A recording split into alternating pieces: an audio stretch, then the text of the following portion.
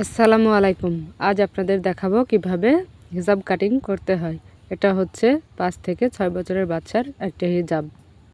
তো দেখুন আমি যেই সাইডে রয়েছি এই সাইডের এটা কিন্তু জোড়া মুখ আর বাকি 3 পাশে কিন্তু খোলা মুখ রয়েছে। এই সাইডে দেখুন আমরা ক্যাপ লাগাবো এবং মুখটা খোলা থাকবে সেই সাইড।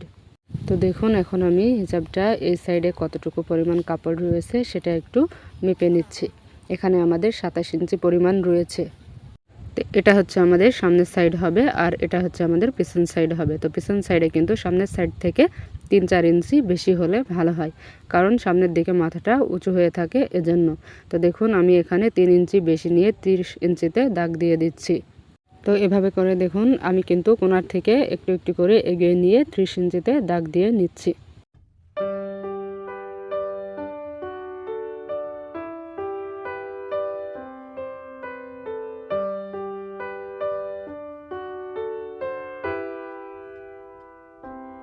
এখানে আমি 29 ইঞ্চিতে নিয়েছি এবং এখানেও 29 ইঞ্চিতে নিয়ে দাগটা মিলিয়ে দিয়েছি। আর এখানে দেখুন 27 ইঞ্চি তখন আমরা মেপে নিয়েছিলাম সেইটুকু রয়েছে। এখন আমরা এই দাগে পুরো কাপড়টা কাটিং করে নিচ্ছি।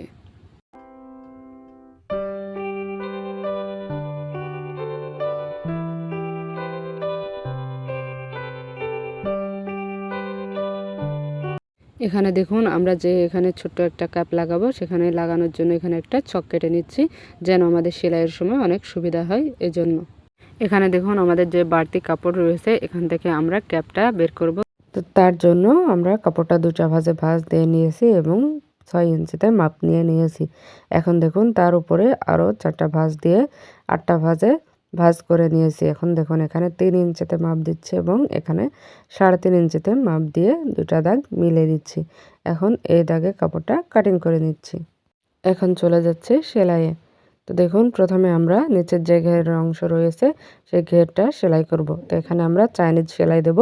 এর জন্য দেখুন এভাবে একটু করে মুড়িয়ে নিচের দিকে এভাবে করে সেলাইটা দিয়ে নিচ্ছি।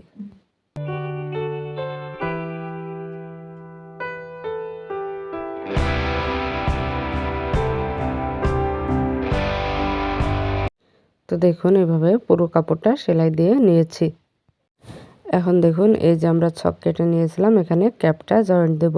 তো দেখুন যেখানে কোণা রয়েছে এভাবে করে মেপে নিচ্ছি। মেপে নিয়ে তারপরে কিন্তু এখান থেকে জয়েন্ট দেব। তো দেখুন এখানে একটু ফাঁকা রেখে তারপরে এখান থেকে এভাবে করে নিয়ে সেলাই দিব। তো দেখুন মাঝখানে এসে কাপড়টা উঠিয়ে সমান করে নিয়ে আবারও আমরা সেলাই দিচ্ছি। তো দেখুন এখানে আমি আবারও দেখিয়ে দিচ্ছি কিভাবে একটু ফাঁকা রেখে সেলাই দিবেন। এভাবে করে নিয়ে ফাঁকা রেখে সেলাই দিলে কিন্তু উপরে যখন আমরা চাপ সেলাই দেবো তখন কিন্তু সুন্দর ফিনিশিং আসবে। এই যে দেখুন এভাবে করে কিন্তু সমান হয়ে থাকবে।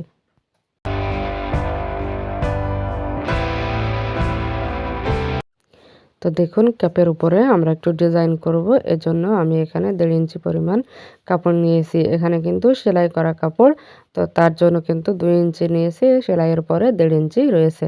তো এখন দেখুন এভাবে করে এখানে কুচি দিয়ে সেলাই করে দিব। এখানে পুরো ক্যাপটা যতটুকু রয়েছে ততটুকু জায়গা গোল করে এখানে কুচিটা দিয়ে দিব।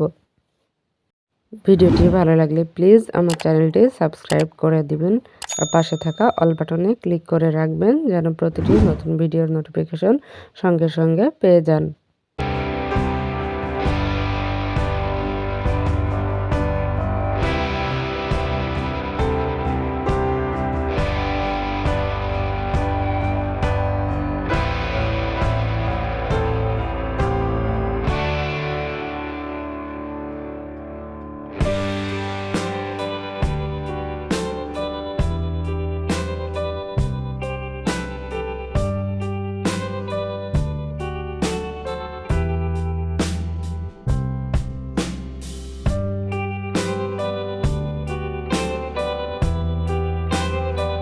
তো দেখুন কুচিটা কিন্তু পুরোটা শেষ করে নিয়েছি। এখন এর সেলাইয়ের পাশে আরও একটা সেলাই দিয়ে নিচ্ছি যেন দেখতে সুন্দর লাগে এজন্য।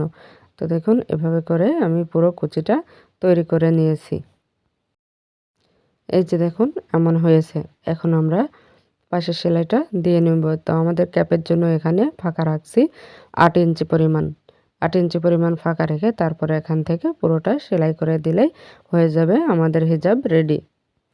তো এখানে একটা সেলাই দিলেই যথেষ্ট, 2টা সেলাই দেওয়ার প্রয়োজন নেই। আজকে এ পর্যন্ত। ভিডিওটি দেখার জন্য ধন্যবাদ। ভালো থাকবেন। আসসালামু আলাইকুম।